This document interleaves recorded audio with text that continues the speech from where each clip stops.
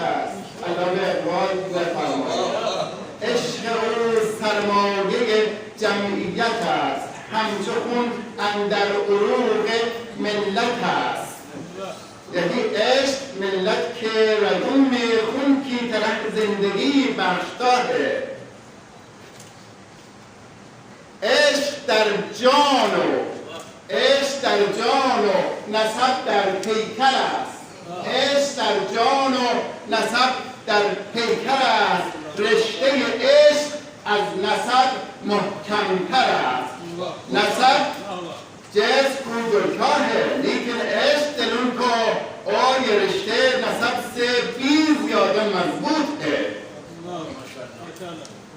ہم جس نبی کریم صلی اللہ علیہ وسلم کے ماننے والے ہیں وہی نبی ہے جو تمام جہانوں کے لیے رحمت ہے، عظیم اخلاق کے مالک ہے.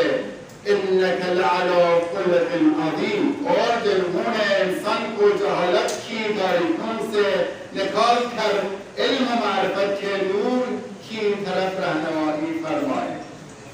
بس نبی صلی اللہ علیہ وآلہ وسلم کے مقابلے میں ہمارے کیا ذمہ داریاں ہیں. قرآن کریم ان ذمہ داریوں کو نہایت واضح انداز میں بیان کرتا ہے. نمبر 1 نبی پر ایمان. سب سے پہلی ذمہ داری ہے کہ دل و جان سے رسول اکرم پر ایمان لائے. قرآن فرماتا ہے فآمنوا باللہ ورسولہ النبی الأمی. یا ایھا الذین آمنوا آمنوا یا ایھا الذین آمنوا آمنوا باللہ ورسولہ. ای ایمان والو اللہ اور اس کے رسول اور ان کتابوں پر ایمان لاؤ.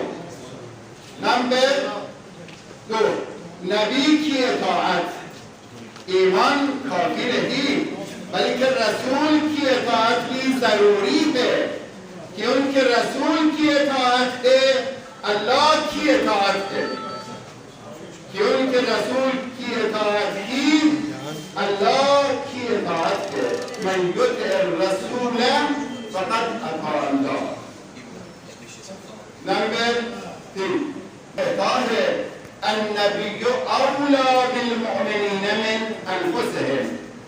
نبی مومنین کے حق میں ان کی جانوں سے زیادہ حق رکھتے ہیں. لہذا ہمیں رسول اکرم صلی اللہ علیہ وسلم سے اپنے جان سے بڑھ کر محبت کرنے چاہیے اور ان کا ادب و احترام بجا لانا چاہیے. 4 نبی پر درود السلام. اللہ اور اس کے فرشتے نبی پر درود بیچتے ہیں. پھر قرآن ہمیں وہ دیتا ہے ان اللہ وملائکتہ یصلون علی النبی یا ایھا الذین آمنوا صلوا علیہ وسلموا تسلیما. امام شافعی نے فرمایا یکفیکم من عظیم الفخر انکم من لم یصل علیکم لا صلاة له. 5 اہل بیت سے محبت. رسول اللہ صلی اللہ علیہ وسلم کی اہل بیت سے محبت ایمان کا حصہ ہے. قرآن میں ہے قل لا اسألکم علیہ اجرا الا المودۃ فی القربى.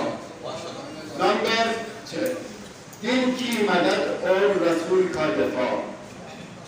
ایمان والوں کی ذمہ داری ہے کہ دین کی مدد کرے اور رسول کی تعظیم بجا لائے. لتؤمنوا بالله ورسوله وتعزروه وتوقروه. تعزروه وتوقروه. آج دین کی مدد کا مطلب ہے قرآن و سنت کی حفاظت، تعلیمات نبوی اور اہل بیت کا دفاع. نمبر 7 مظلومون کا دفاع. اہم ترین فریضے ہے کہ مظلومون کا ساتھ دیا جائے. قرآن کہتا ہے فَمَا لَكُمْ لَا تُقَاتِلُونَ فِي سَبِيلِ اللَّهِ وَالْمُسْتَضْعَفِينَ. رسول اکرم صلوات اللہ علیہ نے فرمایا من اخذ للمظلوم من الظالم کان معی فی الجنت مصاحبا. सब जन्नत में जो सकते हैं, लेकिन रसूल के करीब मकाम सिर्फ उनकी को नसीब होगा जो मजलूम का सच देंगे। अहादीस के मुताबिक मजलूम की मदद न करना इस्लाम से बुरी और हलाकत का सबब बन सकता है। हुसैन अलैहिस्सलाम ने जालिम का सच नहीं दिया। خواجه محی الدین چشتی شاه حسین است. پادشاه حسین، دین است حسین، دین پناه است حسین. سر داد و نداد دست در دست یزید، حقا که بنای لا اله است حسین. سر داد و نداد دست در دست یزید. قضیه که مظلوم عوام 2000 شهدا کافریه. تاریخی مظلومیت کی آواز بن چکے ہے. آج امت مسلمہ اور اسلامی حکومتوں سے یہ سوال کرتے ہیں کیا انہوں نے اپنے دینی اخلاقی اور انسانی فرض کو ادا کیا؟ محترم سامعین، یہ سب ذمہ داریان ہماری زندگی کے لیے چراغ راہ ہے. ایمان، اطاعت، محبت و احترام، درود، مودت اہل بیت، دین کی مدد اور مظلوموں کا دفاع. اگر ہم اللہ کی رضا چاہتے ہیں اور رسول اللہ کی شفاعت کے طلبگار ہیں تو ہمیں ان ذمہ داریوں کو اپنی زندگی میں اپنانا ہوگا. اے اللہ ہمارے دلوں کو اپنے نبی صلی اللہ علیہ وسلم اور ان کے اہل بیت کی محبت سے بھر دے. ہمیں دیکھ کے مددگاروں اور مظلوموں کے حامیوں میں شامل فرما اور ہمیں آخرت میں اپنے نبی کے قریب مقام عطا فرما. مسجد یکی، مناره یکی و اذان یکی. مسجد یکی و مناره یکی و اذان یکی. قبله یکی، کتاب یکی، آرمان یکی است. انشاءالله که